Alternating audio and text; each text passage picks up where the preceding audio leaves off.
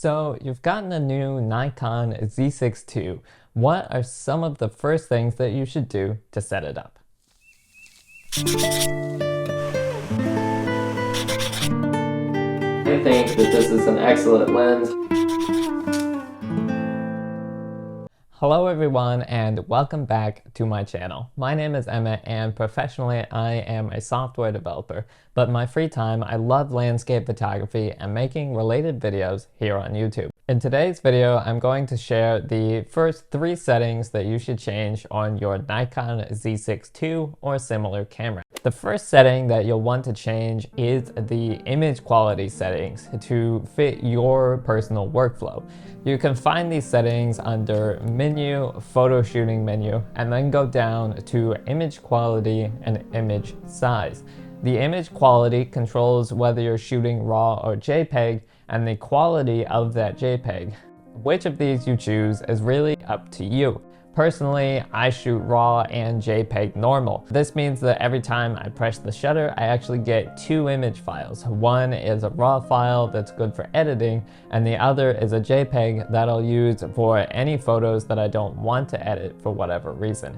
If I snap a bunch of pictures of some family fun or have really gotten things right in the camera, I'll use that JPEG that's ready to go without editing. On the other hand, if I want to edit my photos, the RAW file is there for me. It really has to be edited, but it has tons more data in it for the editing process.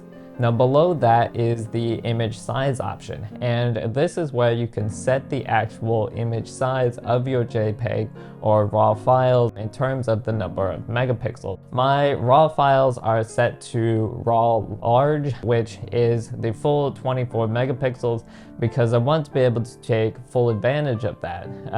But that does take up a lot of storage, so you might want yours to be smaller.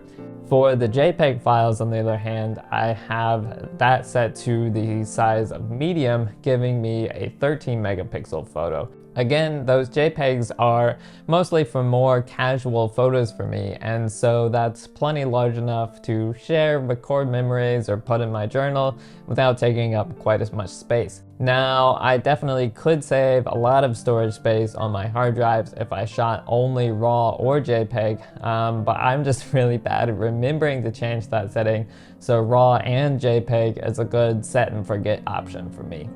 The second setting that you should consider changing is the contents of the I menu. This menu can hold 12 items and you can have different options for photo and video modes. You'll use this menu quite a bit for quick access to settings that you change regularly enough to not want to have to dig into the main menu for them, but not often enough that you want to map them to one of the function buttons. But what exactly you want in this menu will vary depending on the kinds of photos that you take and what your routine looks like. It's super easy to set this though. Just go to the menu, go to the little pencil icon fourth from the top, select the F section controls, and then select Customize iMenu. For each item displayed, you can hit OK and then select whatever you prefer from the list.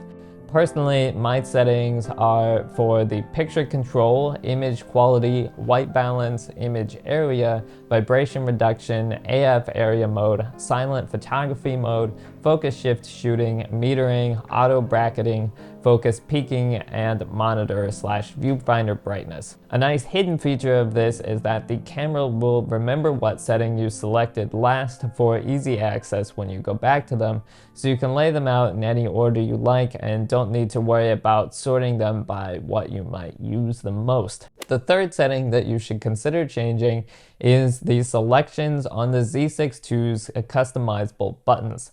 The camera has 6 buttons that can perform custom settings as selected in the menu, as well as your lens may have up to 2 buttons and a ring that can be customized as well. Now, I really wish that Nikon had made the buttons a bit more customizable on this and allowed you to do any function with any button, or at least any function with the customizable buttons. But for some reason, you are a little bit limited in the customization. But there are still customization options available, and I recommend that you map the buttons to features that you frequently use in your workflow. To do that, again, go to the menu and select the custom setting menu, and then select section F, controls. Right under the menu we were just in, you'll find custom controls. There's a helpful image there of the camera which will show you which button you are customizing, and you can just select them, pick the one you want, hit OK,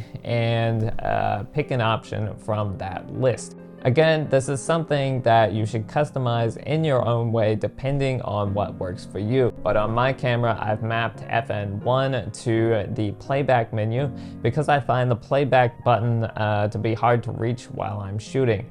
I also recently customized the dial on the lens to change the exposure compensation rather than focusing. The autofocus on this camera is so good that I rarely use manual focus when I'm shooting photos, but I do like to use the exposure compensation with the aperture priority mode to quickly get the right exposure. And I find the exposure compensation button a little bit hard to reach as well, so I think that the ring on the lens will be a little bit easier. If I need to use manual focus, I can still put the camera into the manual focus mode and use that ring for focusing, but otherwise it will be for the exposure compensation, and I will just use the autofocus. Now for shooting video, you can actually have different functions on these buttons which will be used when you're in video mode. To set those, go to section G, the movie settings, and select the custom controls there.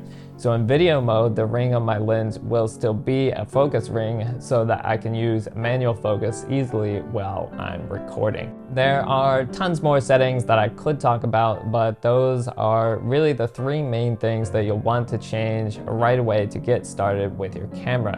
When I first got this camera a year ago, there were a lot of things that I couldn't find or that didn't feel right, and these were the changes that really started to make it feel more familiar and comfortable to use. If you want to get more help getting to know your Z6ii, I have a full video going over every button on this camera and what it does, so check that out after this. And if you want to learn more about the settings on the Nikon Z6ii and how I've customized other parts of the camera, leave a comment and let me know. If you did enjoy this video, don't forget to hit the like button on your way out and to subscribe to my channel so that you don't miss more things that I'm really excited to share with you in the future. As always, thank you so much for watching, and I will see you in the next one.